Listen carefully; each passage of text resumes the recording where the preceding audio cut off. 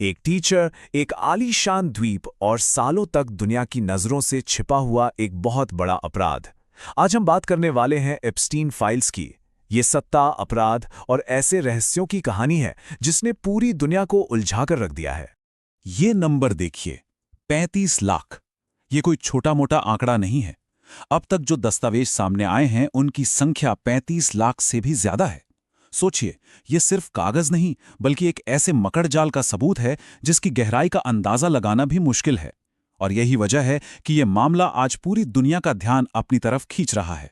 तो सबसे बड़ा सवाल यही है कि आखिर ये एप्स्टीन फाइल्स हैं क्या, और इनमें ऐसा क्या है जिसने दुनिया भर में इतना बड़ा हंगामा खड़ा कर दिया है।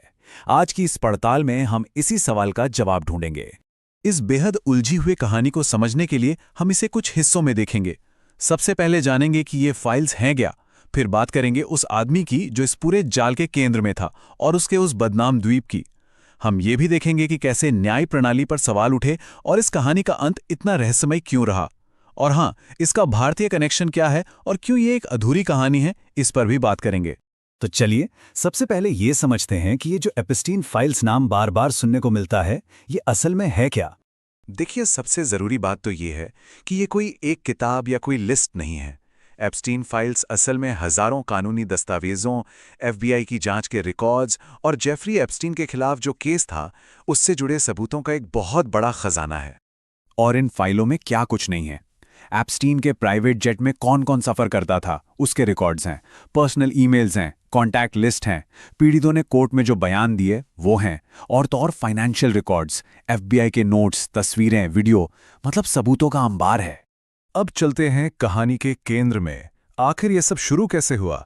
इसे समझने के लिए हमें उस शख्स को जानना होगा जो इस पूरे मकड़जाल के बीच में था, जेफरी एप्स्टीन। ये बात अपने आप में बहुत चौंकाने वाली है कि एप्स्टीन कभी मैथ और फिजिक्स का एक आम टीचर हुआ करता था, लेकिन फिर 80 के दशक में वो अचानक एक बहुत अमीर और ताकतवर फाइनेंसर बन गया जिसके कनेक्शन दुनिया के बड़े बड़े लोगों से थे। और फिर उसने एक प्राइवेट आइलैंड खरीदा। बाहर से देखने में ये किसी जन्नत जैसा था, लेकिन असल में ये उसके भयानक अपराधों का अड्डा बन चुका था।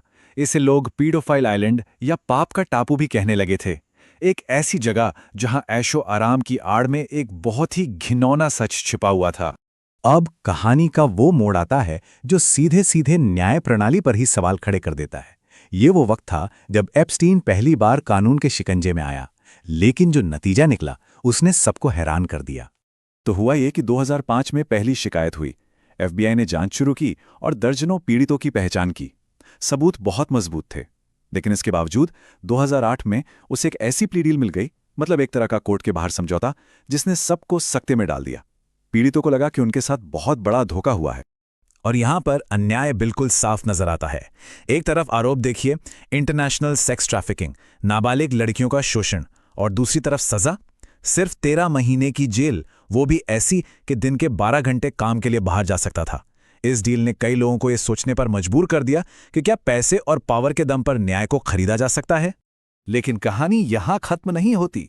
सालों बाद ये मामला एक बार फिर से खुला। इसके बाद जो हुआ वो किसी थ्रिलर फिल्म से कम नहीं था। एक नाटकीय गिरफ्तारी और एक उससे भी ज्यादा रहस्यमयी अंत। इस केस को दोबारा जिंदा करने का श्रेय जाता है कुछ साहसी खोजी पत्रकारों को। उनकी रिपोर्ट्स की वजह से 2019 में एप्स्टीन को फिर से गिरफ्तार किया गया। इस बार आरोप इतने गंभीर थे कि उसे 45 साल तक की जेल हो सकती थी। लगने लगा था कि शायद इस बार पीड़ितों को इंसाफ मिलकर रहेगा। 10 अगस्त 2019 को एप्स्टीन अपनी जेल की कोठरी में मृत पाया गया। आधिकारिक कारण आत्महत्या बताया गया, लेकिन इस नतीजे ने तुरंत एक वैश्विक षड्यंत्र सिद्धांत को जन्म दे दिया। और फिर अचानक खबर आई कि एप्स्टीन अपनी जेल की कोठरी में मरा हुआ मिला। ऑफिशियली कहा गया कि यह सुसाइड है, पर इस थ्योरी पर शायद ही किसी को यकीन हुआ, और यकीन ना करने की वजहें भी थीं। पता चला कि उसकी कोठरी के सीसीटीवी कैमरे खराब थे, ड्यूटी पर मौजूद गार्ड सो रहे थे, और उसे कुछ दिन पहले ही सुसाइड वॉच से हटाया गया था। इन सब बातों ने इस शक को और गहरा कर दिया कि शायद ये आत्महत्या नहीं, हत्या थी। अब बात करते हैं कहानी के उस हिस्से की जिसकी वजह से भारत में भी काफी हलचल हुई है। इन फाइलों में कुछ जाने माने भारतीय नामों का जिक्र भी सामने आया है। ये एक कथित ईमेल का हिस्सा है। इससे पता चलता है कि एप्स्टीन को सिर्फ एक फाइनेंसर के तौर पर नहीं, बल्कि सत्ता के गलियारों में एक पावरफुल कॉन्टैक्ट के रूप में भी देखा जाता था, जिसकी पहुंच व्हाइट हाउस तक थी। तो देखिए, यहाँ पर दोनों पक्षों को समझना बहुत जरूरी है। एक तरफ दस्तावेजों में यह दावा किया गया है, तो दूसरी तरफ भारत सरकार ने इसे पूरी तरह से खारिज करते हुए एक बहुत ही सख्त प्रतिक्रिया दी है। और हाँ, ये एक बहुत ही जरूरी बात है जिसे हमें हमेशा याद रखना चाहिए। किसी भी दस्तावेज में किसी का नाम होने का मतलब ये बिल्कुल नहीं होता कि वो व्यक्ति किसी भी तरह के अपराध में शामिल है। कानूनी एक्सपर्ट्स भी यही कहते हैं कि इन फाइलों में किसी का नाम कई वजहों से आ सकता है। हो सकता है कोई किसी पार्टी में गया हो जहां एप्स्टीन भी था, या किसी ईमेल लिस्ट में नाम हो, या फिर किसी बिजनेस मीटिंग का जिक्र हो। नाम होने का मतलब सीधे सीधे गुनाह नहीं होता। एप्स्टीन की मौत हो चुकी है, लेकिन ये कहानी अभी खत्म नहीं हुई है। अब हम आते हैं आज के दौर में, जहां सच की तलाश अब भी जारी है और कई सवाल हैं जिनके जवाब मिलना अभी बाकी है। पारदर्शिता लाने के लिए एक कानून जरूर बनाया गया, जिसके तहत फाइलों को पब्लिक किया गया। लेकिन जो दस्तावेज सामने आए हैं, उनमें बहुत सारी जानकारी छिपा दी गई है। मतलब नामों और बाकी जरूरी डिटेल्स पर काली स्याही फेर दी गई है, जिसे रिडक्शन कहते हैं। और इसीलिए आखिर में एक जवाब नहीं, बल्कि एक बहुत बड़ा सवाल ही बचता है। जब लाखों पन्ने अब भी सीक्रेट हैं और जो सामने आए हैं उनमें भी इतनी जानकारी छिपाई गई है, तो क्या इस उलझे हुए मामले की पूरी सच्चाई कभी सामने आ पाएगी?